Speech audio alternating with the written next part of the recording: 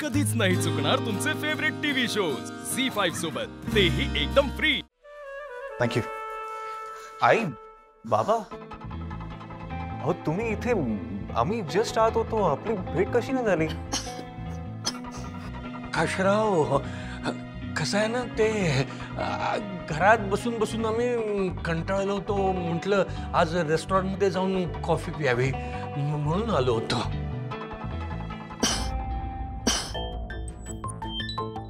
आई ठीक आहात ना? काही त्रास होतोय का तुम्हाला?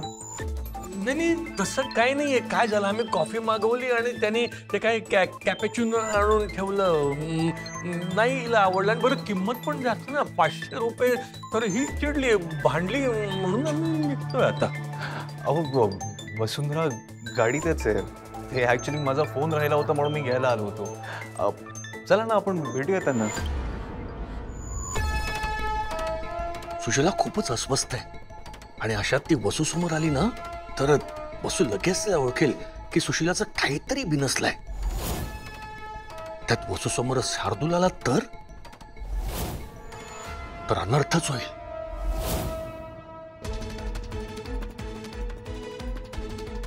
नाही नको, काय ना, वसू काळजी करेल। आम्ही असे दोघं कधी रेस्टॉरंटमध्ये आलो नव्हतो गेल्या 10 वर्षामध्ये, तर तिला काहीतरी वेगळं वाटेल। आपण नंतर भेटूया। हा, आता निघतो, प्लीज प्लीज निघतो।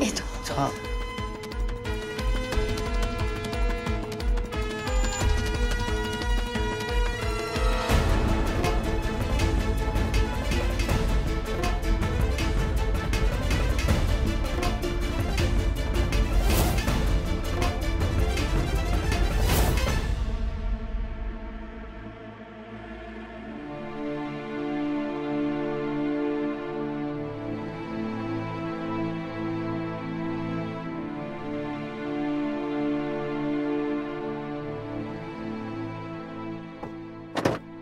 चला ना, लवकर निघूयात।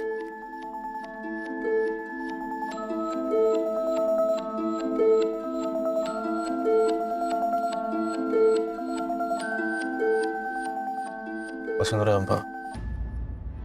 मला तुमचे आई बाबा भेटले होते।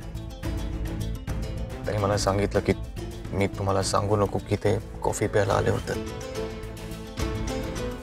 मला तुमच्यापासून काही लपवायचं नव्हतं। आपल्या नात्यात कुठल्याही प्रकारची लपवालपवी किंवा खोटेपणा मला नको। तुम्हाला हवं तर आपण जाऊन भेटूया त्यांना।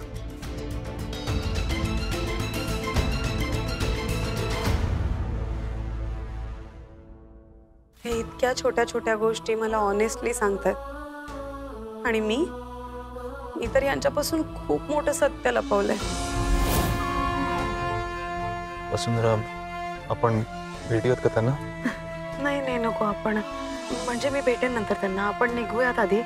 आई वाट बघत असतील घरी, चिडल्या असतील त्या माझ्यावर। चला। ओके।